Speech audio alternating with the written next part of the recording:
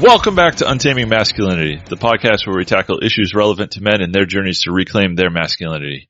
I'm Dan, and as always, I'm joined by my co-host and good friend Brad. What's the word, man?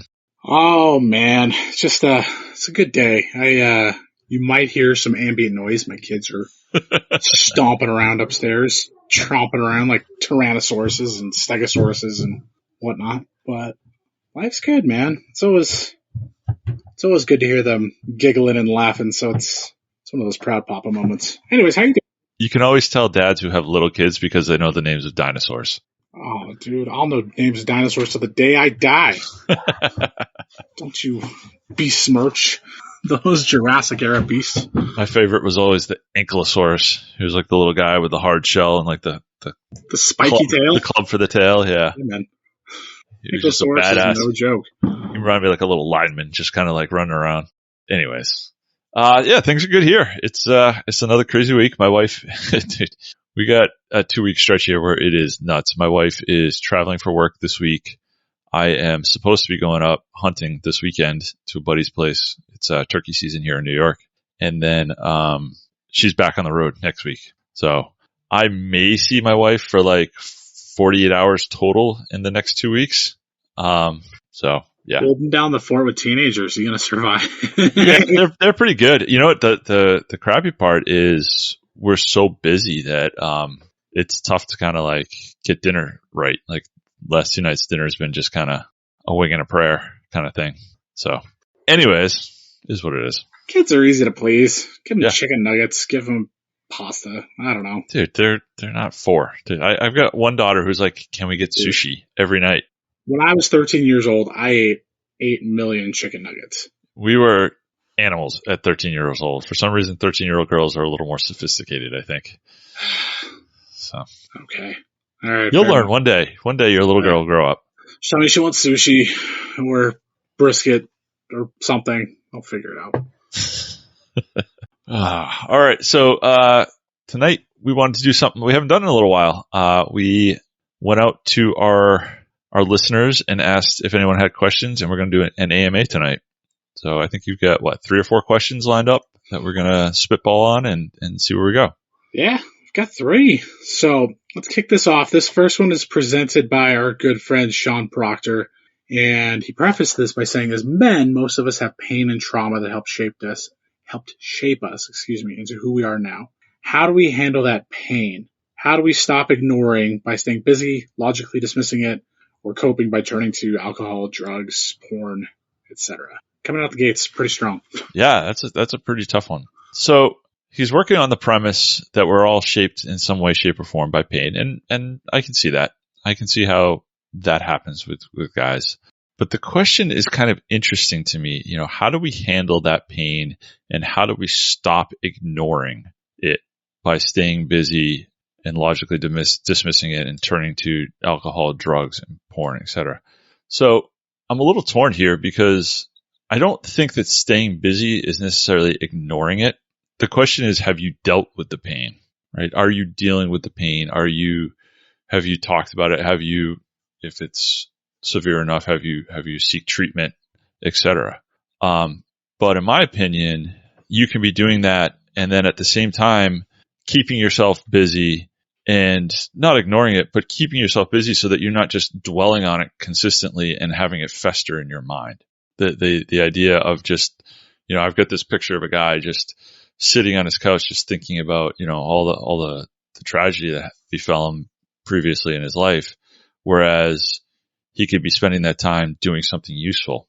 And it's not so much dismissing it, but it is keeping himself busy, because at the end of the day, you can deal with it in a professional setting, but you can't dwell on it for the rest of your life. You have to be able to move on from it, or at least segregate part of your life away from it. Does that make sense? Yeah, it absolutely does. And one thing I want to point out in this question is he does mention the word dismissing that trauma or that pain. We don't dismiss it when we turn to alcohol, to drugs, to porn, to any of these vices. There is something within us. I mean, it goes back to this concept that is laid out in Atomic Habits, that our brains are wired in ways to focus on that quick dopamine hit, to mask or to, We hit the impasse. Something feels really bad. So, brain tells us, I'm gonna look at porn right now because that's what's gonna help me feel good in this moment. Yeah. Our brains are wired that way. So we're not dismissing the trauma. We're actually trying to mask over it or get that quick dopamine hit to push past it. And we resort to that sort of thing. So the challenge for any guy, because lots of guys have gone through trauma. I've gone through it in some capacity. I know you've gone through some stuff. We all have. We all will. Is learning to understand why. You have to really be good at, coming back to what you're saying with segmenting, taking a step back and truly understanding what caused that pain. Why did this pain make me feel this way? Why did my relationship with my mom lead me to take on abusive tendencies? And really dig deep. It's coming back to that concept that you've talked about ad nauseum of continually asking why. Mm-hmm. Why? Why do I feel this way? Oh, because my mom ignored me. Why did I feel that? Continue distilling that down until you can fully understand that traumatic event or that pain that was caused me really impacted me because I felt isolated, or I didn't feel like I had a mom or dad who were there for me, or I felt like everybody around me was simply didn't care. Whatever that answer looks like, as you identify that and can really truly understand what's kind of the impetus or the root cause of all that pain, you can slowly start to address that. Now, this isn't something that's going to happen overnight. Most guys, as they start their journey, they're just trying to get through the next day, just survive the day, if you will. But as you start to survive those days and start to build up that self-confidence and that self-worth that comes through doing real work, reflecting and seeing those results, you can then take some of that emotional and mental bandwidth and start digging. Dig deep. Dig until you hit rock at the bottom. Yep. And then go from there. It always makes me laugh how everything that we talk about comes full circle, because I'm looking at the last part of the question where it says turning to alcohol, drugs, porn, etc. Right? Those are definitely bad ways of dealing with that trauma. And like you said, trying to hide it, trying to suppress it, trying to get away from it. Everything that you just said is true. And one of the best ways to help you deal with it while also not dwelling on it is to grow a pack of men and lean in on those men and rely on those men to help shoulder your load and to work through the issues with those men. Those men are not going to allow you to turn to the alcohol and the drugs and the porn. That's stuff that you're going to do when you're by yourself for the most part, unless you get in with a bad crowd, and then they're going to help you. But in general, if you get in with a good group of men who are there to help you and aid you and pull you up, you're not going to be allowed to fall to those depths, because they're going to be there to help you through the situation. I'm thinking of right now in our group, we've got a guy going through some real shit, and we have been there for him. And it's not just, slap him on the bum and say everything's going to be okay kind of support. I mean, you and I have been going hard at this guy, asking hard questions, getting him to think about the situation. And to his credit, he's taken it and answered questions and engaged in the conversation, but it hasn't allowed him to just sit there and dwell in the conversation or dwell in the situation and not move forward or not handle the pain or hide it mask it with something else. He's sitting there, he's addressing it, he's contemplating it, he's working through it with the assistance of his brothers. So yeah. I can't stress enough how much building that band of brothers, building that pack of men is important in dealing with stuff like this. Because we're all going to go through it. We're all going to have a shitty time in life. We're all going to deal with past pain. And if you've got a group that you can present that to and lean into with it, it's going to help you get through that process so much better and avoid all the pitfalls that he mentioned. For every guy out there flying solo, trying to do it himself, I'm going to ask you something. Has this worked to this point? As you know, the definition of insanity is you keep doing the same thing expecting a different result. We as men can be incredibly stubborn creatures. And when you're going through trauma, when you're going through pain, a lot of us try to take that on alone. Ask yourself, if you're trying to take this stuff on alone, has it worked? Have you gotten the answers you're looking for? I would venture to say every single person who can truly answer that question for themselves is going to say no. You need other men. You need guys that confide in. You need a band of brothers to help buoy you up and start to process this stuff. It is hard. Dan's talking about our buddy going through this stuff. wasn't easy for him to start bringing that to the forefront and talking about it, but he knew he needed to do it. It's worth the price of admission. Find yourself a group. As we've talked about 1,000 times, there are groups out there online. There's F3, there's the Iron Council, there are, even more professional groups like the Arte Syndicate. There are Facebook groups. Meetup is an app that has all kinds of opportunities for that. Seek those out, and I promise you it'll be worth your while. Yeah. And the important thing to point out here too is we're not talking solely about large trauma or acute trauma, right? We can be talking about the little things in life that just get you down. I mean, even something as simple as just you didn't get that promotion that you want. That can send some guys into spirals. And if you've got that support system in place where you can just kind of lean to you guys and be like, you know what, guys, dude, I'm not having a good day. This really threw me for a loop. This really just made me, start to fall down. They'll be there to pick you back up, and they'll prevent you from spiraling into the drugs and the alcohol and the porn and all those, depths that you don't want to go to. 100%. I think we about covered it. Yeah. All right. Should we move on to the next one? Yeah. Another loaded question. Boy. So this one comes from Emmett McGrath, and he asks, what sorts of tips would you give a new or expecting dad? Hold on tight, buddy. I mean, we could do a whole podcast episode on this, but I think back to when I had my kids, and I'm trying to think of like the one thing that nobody told me. And I can't really put my finger on something specific because you do hear like all of that. You hear the whole enjoy them while they're young. It goes by so fast. I mean, listen, my girls are almost 14 and I can remember like yesterday holding them the day they were born. So it does go by fast. But if I had to pick one thing, and I'm sure we can get into more, that I would recommend, it's be present in the moment. And that is true for the entirety of fatherhood. Be present in the moment. You do not get a redo. You do not get a reset with fatherhood. It's a one and done deal with each kid. Be present in the moment, enjoy that moment, and understand that you never get that moment back again. So do it the right way.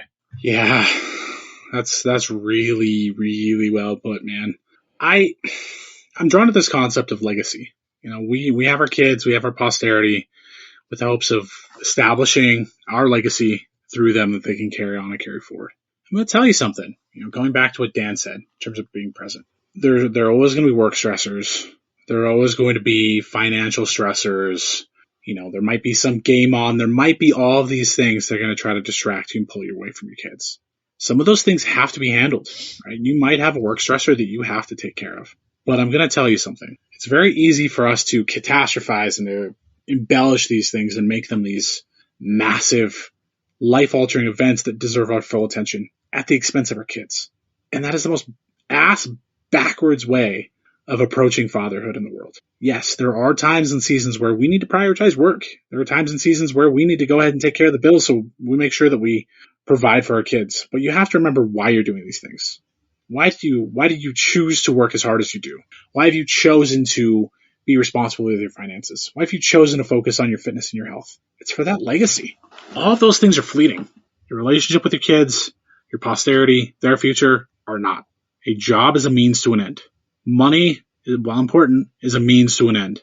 And that end is providing for your family and your kids. Mm-hmm. Be there for them. And shifting gears a little bit, there's something I think about a lot that I wish I had been told when my wife was pregnant, and nobody ever did.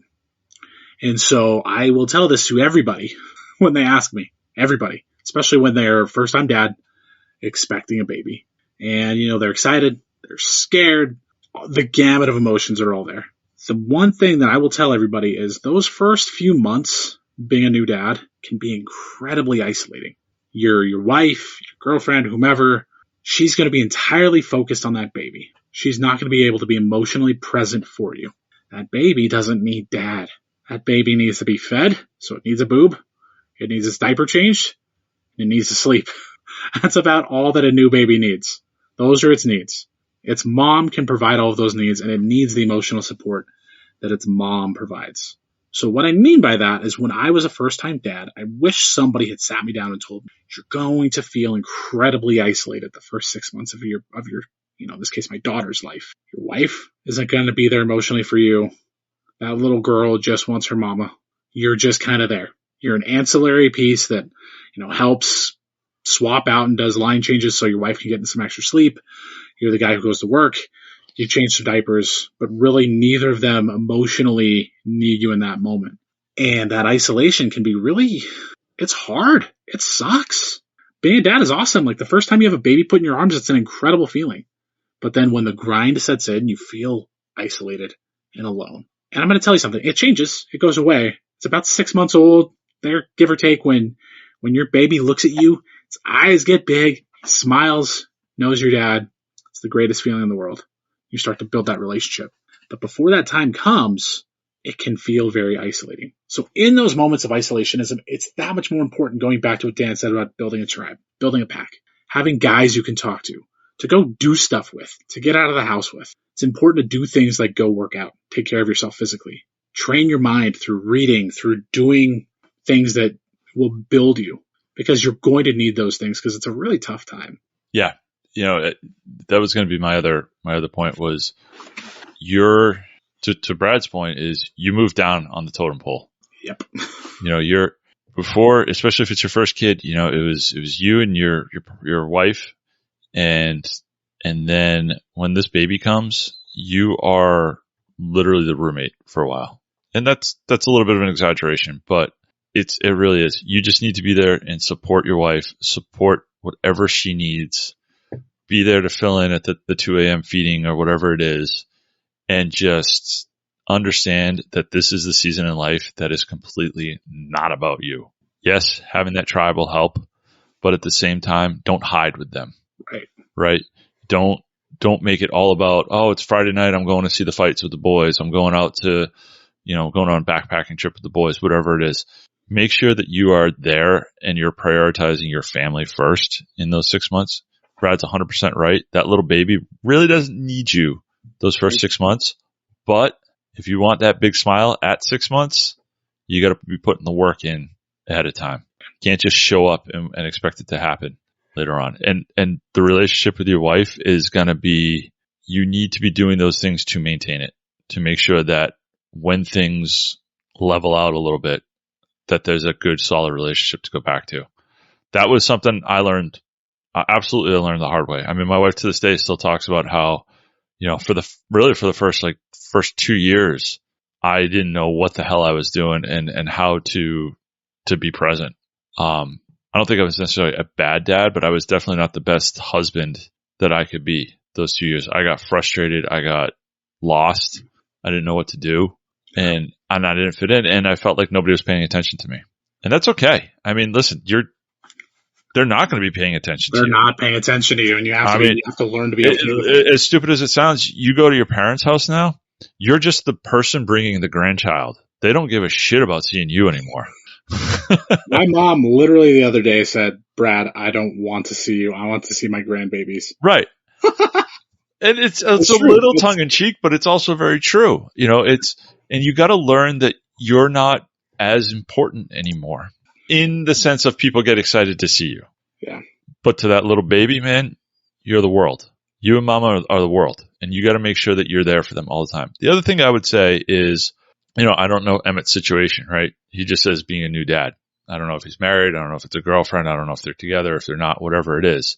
Always treat your child's mother with respect. I don't care what happened. Never let your child, from the day it's born, never let your child see you treat its mother with anything but respect. It's an important thing. It's important on so many different levels.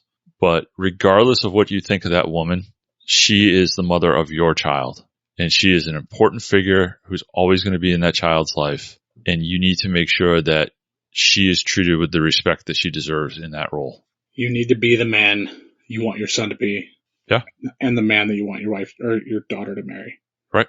And if you think about it, would you be okay with, your kids or even your dad disparaging your mom, right, or your kids disparaging, their baby mama or baby dad, whatever that looks like. Absolutely not. Your kids look at you and they hold you in very high esteem. And there's this book that I also recommend to any dad of a daughter called Strong Fathers, Strong Daughters. That's a great book. And Dan and I have both read this book many times. Highly recommended. It'll kick you in the teeth. It'll lift you up. It's incredible because it helps you know just how your daughter views you. Your daughter views the world through a dad-centric lens. Or in other words, every man that your daughter's ever going to want to get in a relationship with, date, and ultimately marry is going to be viewed through how she views you, whether for better or for worse. She had a bad relationship with you. It's where you get these daddy issues girls that resort to things like becoming strippers, getting born. It's legitimate. Like, there are statistics that back that up. If you treat your daughter well, show her how a woman should be treated, she's going to seek out men like that. Could you even imagine being a father of a daughter and letting her date somebody who's going to disparage her and treat her like crap? Would you ever stand for that? No. By opening your mouth and saying those disparaging things, you're setting that example that she's going to follow. Yeah, and hopefully you and your child's mother are together. Yeah. Unabashedly, I believe that is the best way to raise children. And regardless of whether you're together or not, regardless of whether you have a good relationship or not, you do not disparage them in front of your kids. It's just the bottom line. I've seen way too many times where people have done that and the kids start to become like the pawns in the relationship. You got one parent playing them off the other, whatever. We're getting a little down the rabbit hole in terms of the new dad scenario. Emmett did ask about becoming a new dad, but I think this is a kind of an important topic here, because if you set that groundwork from the beginning, it's gonna be in place for the rest of the time that you're a dad. In terms of being a new dad, though, like if I could give one, we've talked kind of like 20,000 foot level type stuff. If I could give like one tactical thing for the very new dad, it's learn how to wrap your kid up like a burrito, because they will sleep like a baby then. Learning how to swaddle. Swaddle. That was the word I was looking for. Yeah. I mean, my kids are way younger than yours, still top of mind over here. But yeah, learning how to do that. Sorry. Learning how to do that is an absolute game changer. Yeah, it makes, and don't be afraid to change diapers, man. Like, for some reason that's something that a lot of dads just cringe from. Dude, just jump in there. Don't be the dude who doesn't change his kids' diapers. Yeah. Don't be that guy. Like I found out that my father-in-law had 5 daughters, didn't change a single diaper.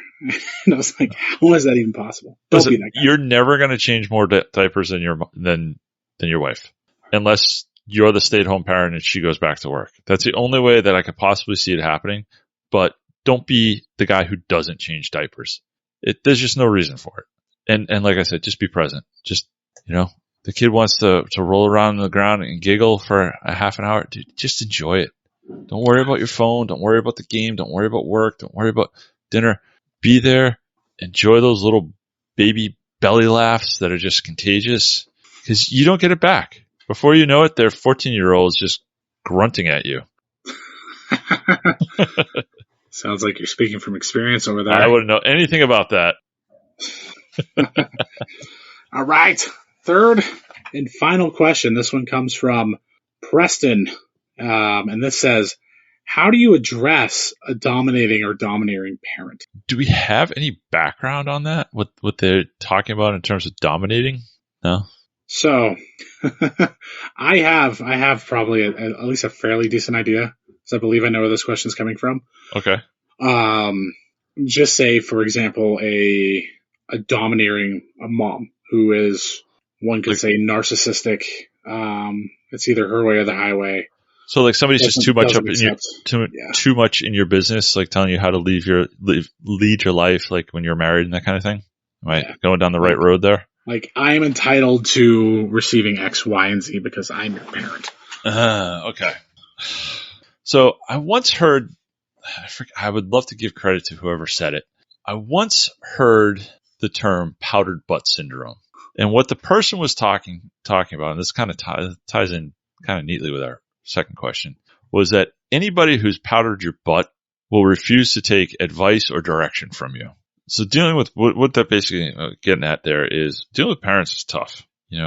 We feel or we know that we have become adults, yet they still see you as that little kid who would steal cookies off the counter and just do stupid shit, try to stay up late or whatever. It's tough to deal with a parent who is like that, for sure. I can't say that I have a lot of firsthand experience with this.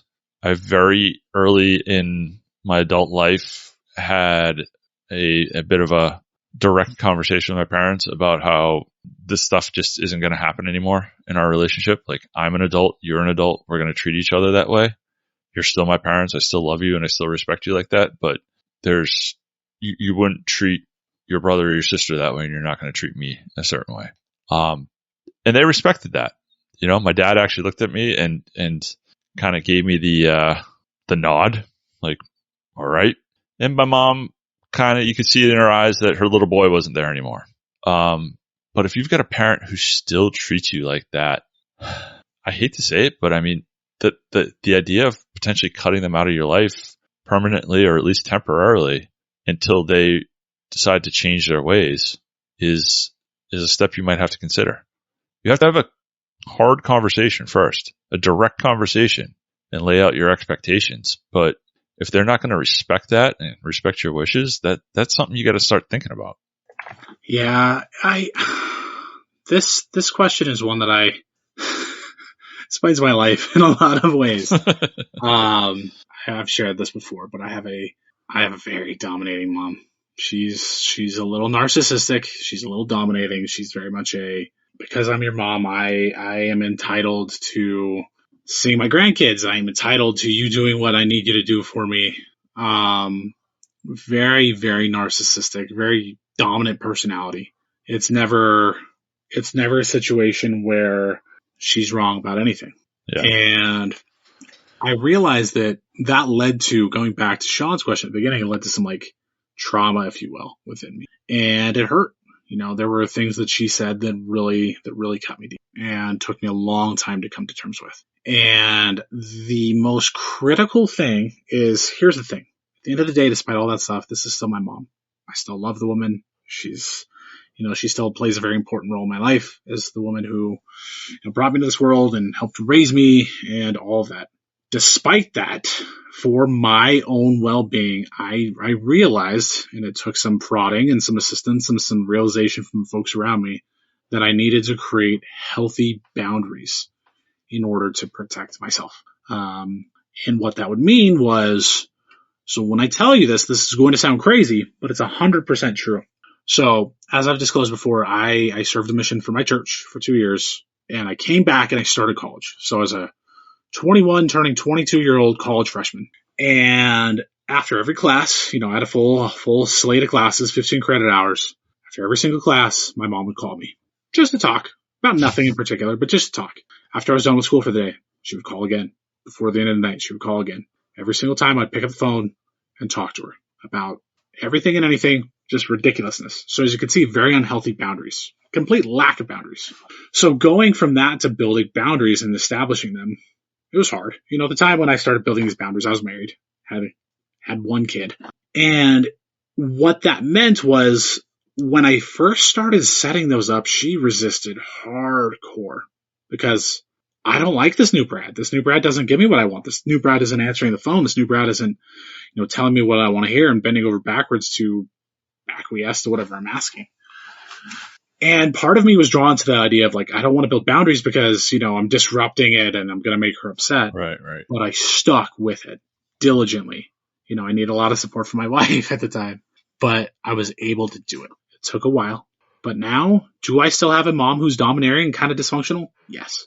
Do I have a much more healthy and balanced relationship with her? Absolutely. If I go 2 weeks without talking to my mom, I'm no worse for the wear. And it's gotten to the point where she understands that, has at least learned to tolerate those terms of engagement. So it's learning how to create healthy boundaries, and when those boundaries feel unnatural and uncomfortable, because they will, sticking to them. It's a long answer. No, it's a good answer, and it's good that you're able to kind of speak to your specific situation, because, like I said, I don't have that. If anything, my mom is whatever the opposite of dominating is. I can go literally 3 or 4 weeks without hearing from my parents, and everything's good. We rely kind of on the no news is good news communication method. I don't know that life. But it's boundaries is the word I was probably looking for, right? It's having those conversations about, hey mom, hey dad. We've been talking about moms in general, but dads can be that way too. This is where I'm at as an adult. This is the life that I'm choosing to lead. This is the life, the choices that I've made. I don't need your approval. I would enjoy your respect, and I would enjoy that we live within these constraints, to avoid any conflict. That conversation is not received well. I'm just going to warn you. Right, and it's not received well. But the question is, over time and over continuously having that conversation, do you start to move forward and make progress incrementally, or does it just fall on deaf ears? Sounds like in your case, incrementally things improved, at least to an extent. Whereas I've also seen it where people have unfortunately had to cut their parents off because they can't make those changes. Or I'm not going to name names because I don't know who listens, but I have family members whose parents are still treating them like that. And it's causing marriage problems at a certain point because certain parents are just so up in their kids' business that the spouse is going, this is supposed to be a me and you thing, not a me, you, and your parent thing. So. And I'll tell you, when you set up those boundaries and you start to establish them, if you need to cut the relationship off, which sucks, it's not easy for anybody to cut a parent out, but by establishing those boundaries, it becomes that much easier to ties because you've already done the hard work. And again, it doesn't have to be a permanent thing. Right. Of course not. It could very easily be okay, mom, dad, here's the deal. If you can't agree to live by these rules or these boundaries, then we can't have a relationship. When you're willing to talk about it and respect me, then we can have a relationship. I'll also say there should maybe be some give and take. It's not just you being the dictator now. You should be having a conversation about, hey, why are you doing these things? Why are you here? Let's find some middle ground that will try to make you happy. You talked about how your mom's like, I deserve to see my grandkids. I expect to see my grandkids, that kind of thing. Okay. Yeah, you do. You're a grandmother. You're a grandparent. Yeah, absolutely. You should have access to your grandkids. And it's not at your beck and call, right? So let's find some middle ground that we can work on. I'm just picking an example that you happen to bring up. But finding that middle ground will help the conversation, just like anything in life. You can't have one person dictating the terms, regardless of the side. Yep, exactly. And stick to guns. But stick to your guns. Yeah, once you've laid it out, stick to them. Do not move the goal line, right? You keep it where it's at, and you stick to your guns. Just made me think of the poem Ulysses, Never Yield. Yep. Cool. Good stuff.